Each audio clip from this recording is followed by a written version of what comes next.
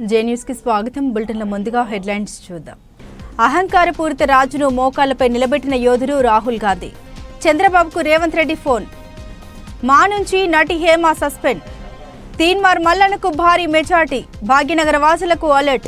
Details చూస్తే లోక్సభ ఎన్నికల్లో విజయానికి దగ్గరలో కాంగ్రెస్ నేతృత్వంలోని ఇండియా కూటమి ఆగిపోవడంపై ఆ పార్టీ నేత తెలంగాణ మంత్రి సీతక్క స్పందించారు.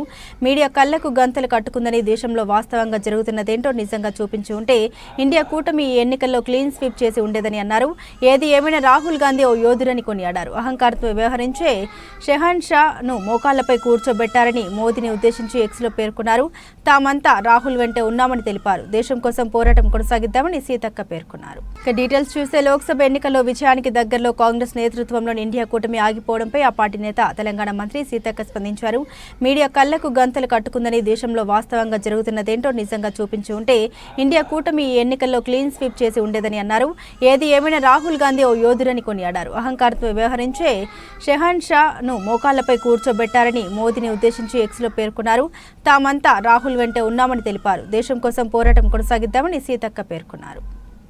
తెలుగుదేశం పార్టీ అధినేత నారా చంద్రబాబు నాయుడుకు తెలంగాణ ముఖ్యమంత్రి రేవంత్ రెడ్డి ఫోన్ చేశారు. ఇటీవల అసెంబ్లీ ఎన్నికల్లో ఎన్డీఏ కూటమి ఘన విజయం సాధించింది.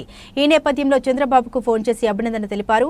అదే సమయంలో రెండు రాష్ట్రాల మధ్య సత్సంబంధాలు కొనసాగాలని తెలంగాణ ముఖ్యమంత్రి ఆకాంక్షించారు. విభజన ఆంక్షల పరిష్కారానికి సహకరించాలని టీడీపీ అధినేతను కోరారు. విభజన హామీలు, ఆస్తుల పంపకాలపై పూర్తిగా చర్చించుకుని సామరస్యంగా పరిష్కరించుకుందామని సూచించారు. తెలుగుదేశం పార్టీ అధినేత నారా చంద్రబాబు నాయుడుకు తెలంగాణ ముఖ్యమంత్రి రేవంత్ రెడ్డి ఫోన్ చేశారు. ఇటీవల అసెంబ్లీ ఎన్నికల్లో ఎన్డీఏ కూటమి ఘన విజయం సాధించింది. ఈ నేపథ్యంలో చంద్రబాబుకు ఫోన్ చేసి అభినందన తెలిపారు. అదే సమయంలో రెండు రాష్ట్రాల మధ్య సత్సంబంధాలు కొనసాగాలని తెలంగాణ ముఖ్యమంత్రి ఆకాంక్షించారు. విభజన ఆంక్షల పరిష్కారానికి సహకరించాలని టీడీపీ అధినేతను కోరారు. విభజన హామీలు, ఆస్తుల పంపకాలపై పూర్తిగా చర్చించుకుని సామరస్యంగా పరిష్కరించుకుందామని సూచించారు. బెంగళూరు రేవ్ పార్టీ కేసులో అరెస్ట్ అయిన సినీ నటి హేమను మాస్ సస్పెండ్ చేసింది. పోలీసుల నివేదికలో హేమ డ్రగ్స్ తీసుకున్నట్లు నిర్ధారణ కావడంతో ఈ నిర్ణయం తీసుకున్నట్లు మా అధ్యక్షుడు మంచు విష్ణు తెలిపారు. హేమను సస్పెండ్ చేసే అంశంపై నిన్న సుదీర్ఘంగా చర్చించారు. ఈ రోజు ఆమెను సస్పెండ్ చేస్తున్నట్లు విష్ణు ప్రకటించారు. ఈ మేరకు మా సభ్యులకు సమాచారం అందించారు. డ్రగ్స్ కేసుపై వివరణ ఇవ్వాలని హేమకు నోటీసు ఇచ్చినా ఆమె స్పందించకపోవడంతో ఈ నిర్ణయం తీసుకున్నట్లు తెలిపారు. హేమకు పోలీసులు క్లీన్ చీట్ ఇచ్చే వరకు ఈ సస్పెన్షన్ కొనసాగుతుందని స్పష్టం చేశారు. బెంగళూరు రేవ్ పార్టీలో హేమ పాల్గొన్నారని మా సెక్రటరీ రఘుబాబు తెలిపారు. డ్రగ్ టెస్టులో పాజిటివ్ వచ్చిందన్నారు. అందుకే చర్యలు తీసుకున్నట్లు తెలిపారు.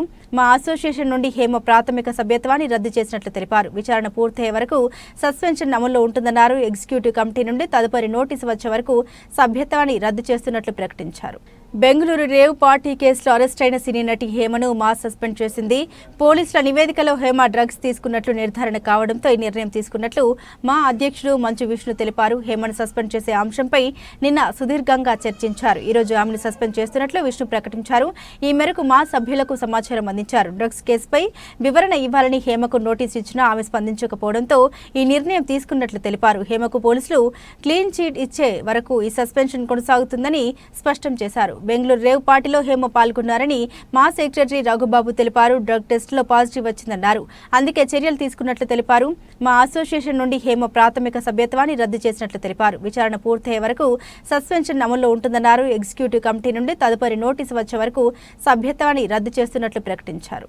నల్గొండ, వరంగల్, ఖమ్మం పట్టభద్రుల ఎమ్మెల్సీ ఉప ఎన్నికల ఓట్ల లెక్కింపులో తీన్మార్ మల్లన్న ముందంజలో ఉన్నారు. నల్గొండలో ఏర్పాటు చేసిన కౌంటింగ్ కేంద్రంలో ఇప్పటి వరకు 2 రౌండ్లు పూర్తయ్యాయి. కాంగ్రెస్ అభ్యర్థి నవీన్ తీన్మార్ మల్లన్న భారీ ఆధిక్యంతో ముందంజలో ఉన్నారు. 2వ రౌండ్లో మల్లన్నకు 34,575 ఓట్లు వచ్చాయి. మరోవైపు బీఆర్ఎస్ అభ్యర్థి ఏనుగుల రాకేష్ రెడ్డికి 27,573 ఓట్లు పోలయ్యాయి. దీంతో మల్లన్నకు 7,002 ఓట్ల ఆధిక్యం వచ్చింది. బీజేపీ అభ్యర్థి గుజ్జుల ప్రేమేందర్ రెడ్డికి 12,841 ఓట్లు రాగా, స్వతంత్ర అభ్యర్థి అశోక్ 11,018 మొదటి ప్రాధాన్యత ఓట్లు వచ్చాయి. ఇప్పటి వరకు 1.92 లక్షల మొదటి ప్రాధాన్యత ఓట్లు లెక్కింపు పూర్తవగా 2వ రౌండ్లో కలిపి మల్లన్నకు 70,785 ఓట్లు వచ్చాయి. బీఆర్ఎస్ అభ్యర్థి రాకేష్ రెడ్డికి 56,113 ఓట్లు పోలయ్యాయి. ప్రేమేందర్ రెడ్డికి 24,236 ఓట్లు వచ్చాయి. 2 రౌండ్ల కౌంటింగ్ తర్వాత మల్లన్న 14,672 ఓట్ల ఆధిక్యంతో కొనసాగుతున్నారు. నల్గొండ, వరంగల్, ఖమ్మం పట్టభద్రుల ఎమ్మెల్సీ ఉప ఎన్నికల ఓట్ల లెక్కింపులో తీన్మార్ మల్లన్న ముందంజలో ఉన్నారు. నల్గొండలో ఏర్పాటు చేసిన కౌంటింగ్ కేంద్రంలో ఇప్పటివరకు 2 రౌండ్లు పూర్తయ్యాయి. కాంగ్రెస్ అభ్యర్థి నవీన్ తీన్మార్ మల్లన్న భారీ ఆధిక్యంతో ముందంజలో ఉన్నారు. 2వ రౌండ్లో మల్లన్నకు 34,575 ఓట్లు వచ్చాయి. మరోవైపు బీఆర్ఎస్ అభ్యర్థి ఏనుగుల రాకేష్ రెడ్డికి 27,573 ఓట్లు పోలయ్యాయి. దీంతో మల్లన్నకు 7,002 ఓట్ల ఆధిక్యం వచ్చింది. బీజేపీ అభ్యర్థి గుజ్జుల ప్రేమేందర్ రెడ్డికి 12,841 ఓట్లు రాగా స్వతంత్ర అభ్యర్థి అశోక్ 11,018 మొదటి ప్రాధాన్యత ఓట్లు వచ్చాయి. ఇప్పటి వరకు 1.92 లక్షల మొదటి ప్రాధాన్యత ఓట్లు లెక్కింపు పూర్తవగా 2 రౌండ్లు కలిపి మల్లన్నకు 70,785 ఓట్లు వచ్చాయి. బీఆర్ఎస్ అభ్యర్థి రాకేష్ రెడ్డికి 56,113 ఓట్లు పోలయ్యాయి. ప్రేమేందర్ రెడ్డికి 24,236 ఓట్లు వచ్చాయి. 2 రౌండ్ల కౌంటింగ్ తర్వాత మల్లన్న 14,672 ఓట్ల ఆధిక్యంతో కొనసాగుతున్నారు.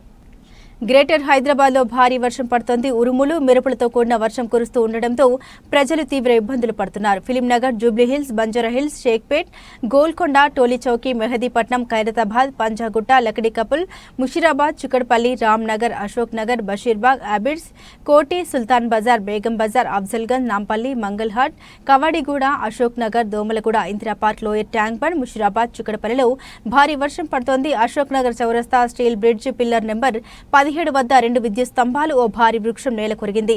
పరిసర ప్రాంతాల్లో ట్రాన్స్కో ఉన్నతాధికారులు విద్యుత్ సరఫరా నిలిపివేశారు.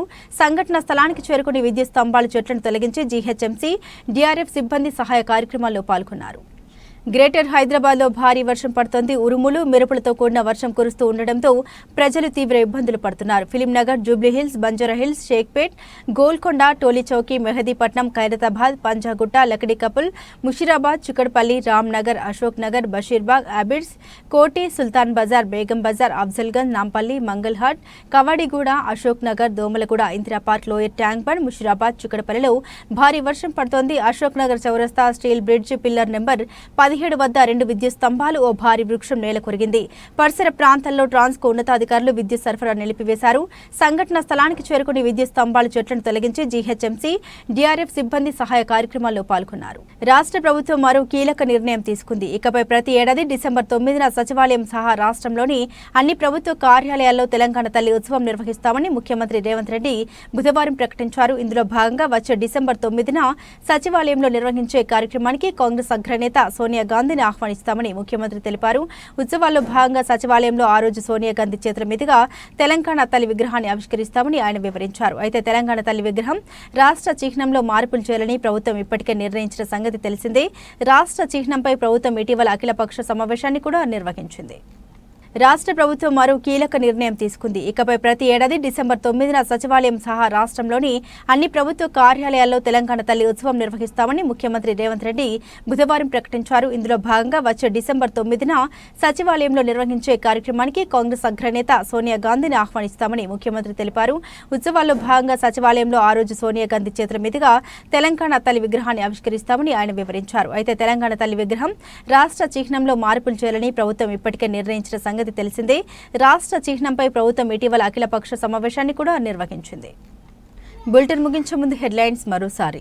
అహంకారపూరిత రాజును మోకాళ్లపై నిలబెట్టిన యోధుడు రాహుల్ గాంధీ. చంద్రబాబుకు రేవంత్ రెడ్డి ఫోన్. మా నుంచి నటి హేమ సస్పెండ్.